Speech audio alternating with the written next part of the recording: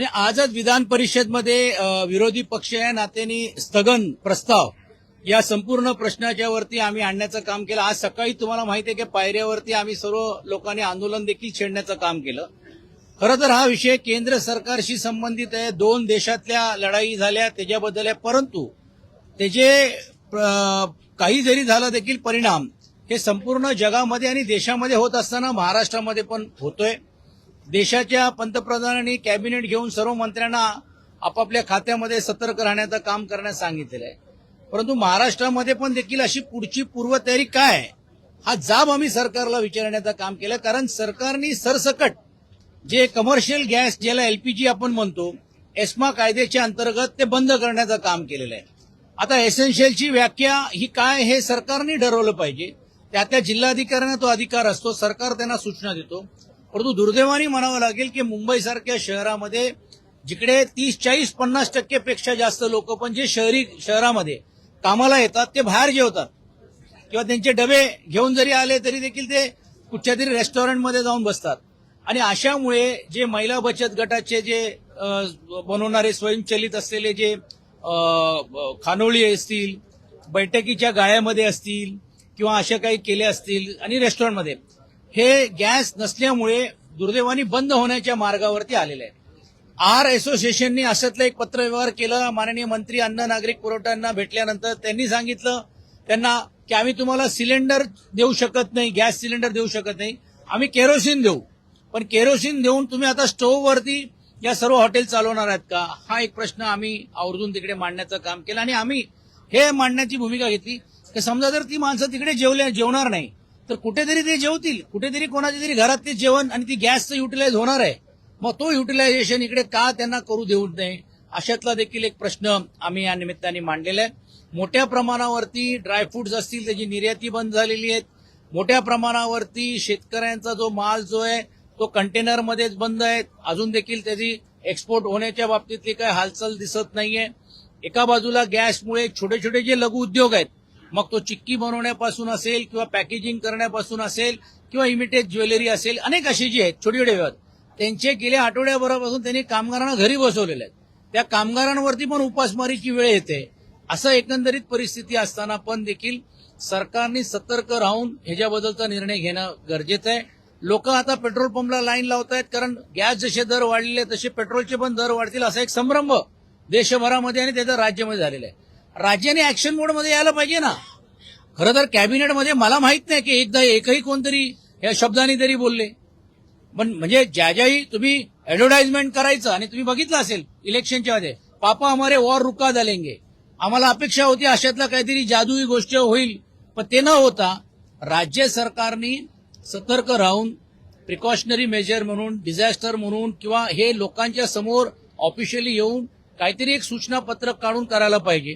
माननीय मुख्यमंत्री कुठेतरी बोलले, पण ते निवड फक्त कुठेतरी अशा उडता बोलले न बोलता तातडीने याच्याबद्दलची कॅबिनेट घेतली पाहिजे आणि तशातलं काय नेमकं तुम्ही उपाययोजना वेगवेगळ्या विभागाच्या माध्यमातून करणार आहे, कारण हे वॉर असं जर लांबलं तर अजून दुष्परिणाम हे आपल्यावरती होणार आहेत आणि सर्वसामान्य लोकांना हाल अपेष्टा सहन करावा लागणार आहेत आणि परत आपल्याला चुलीवरती जेवण बनवण्याचा जे दिवस येतील का असा प्रश्न निर्माण होता कामा नये। म्हणून त्या बाबतीतला आवाज उठवण्याचं काम विरोधी पक्षीय नात्याने आम्ही सर्वांनी मिळून करण्याचं काम विधान परिषदमध्ये केलेलं आहे। सभापती यांनी जिल्हाधिकाऱ्यांना देखील आदेश दिले आहेत की या सगळ्याबद्दल चौकशी करा आणि योग्य त्या ठिकाणी लक्ष द्या, कारण का जे वसतिगृहातील मुलं आहेत त्यांना कुठेही अन्नाचा तुटवडा होऊ नये। हा प्रश्न प्रसादजींनी पण उपस्थित केला होता आणि त्यावेळी त्याच्या अगोदर पण आम्ही ती भूमिका मांडली होती की जसं हॉस्टेल्स आहेत किंबहुना वेगवेगळ्या इन्स्टिट्यूशन्स आहेत, हॉस्पिटल्स आहेत, मेजर प्रायव्हेटली हॉस्पिटल्स, अशा ठिकाणी त्यांना तुम्हाला एक्झम्पशनल देणं गरजेचं आहे।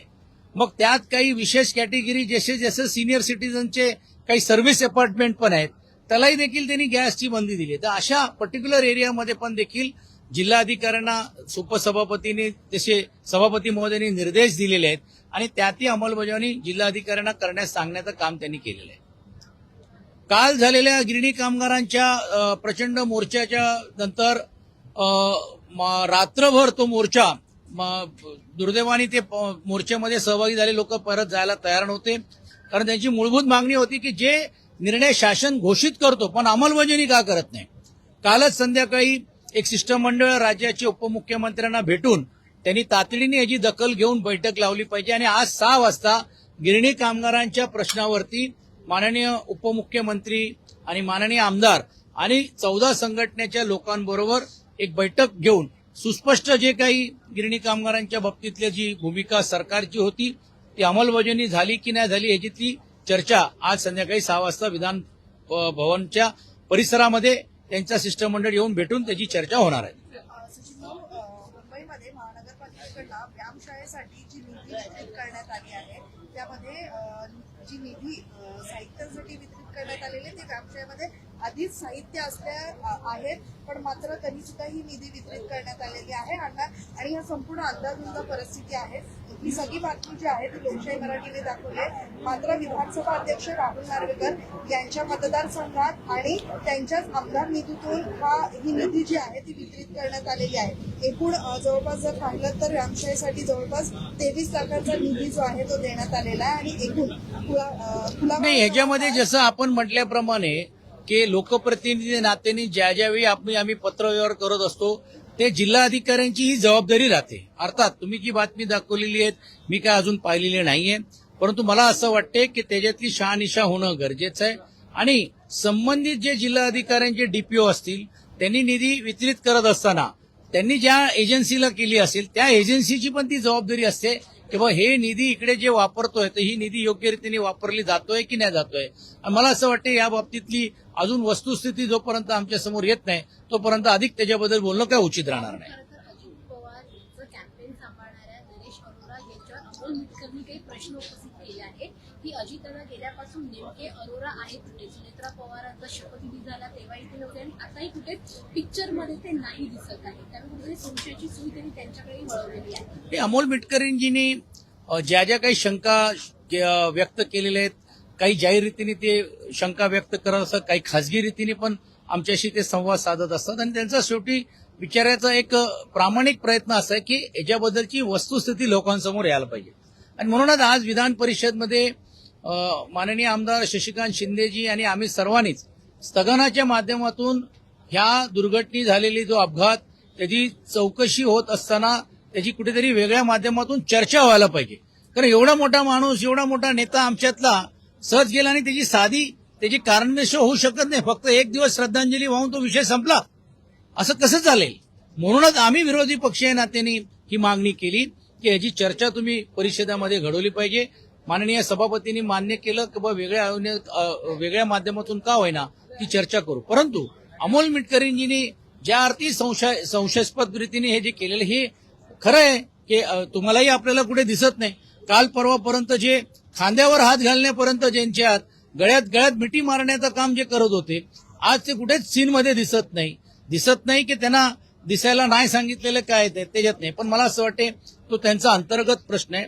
राहिला अमोल मिटकरींजींनी आणि रोहित पवारांनी काही माफक प्रश्न मांडलेले आहेत त्याची सखोल चौकशी होऊन लोकांसमोर वस्तुस्थिती यायला पाहिजे या मताचे आम्ही आहोत.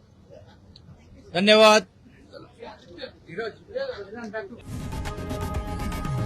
लोकशाही मराठी ऐका, पहा, जागरूक रहा.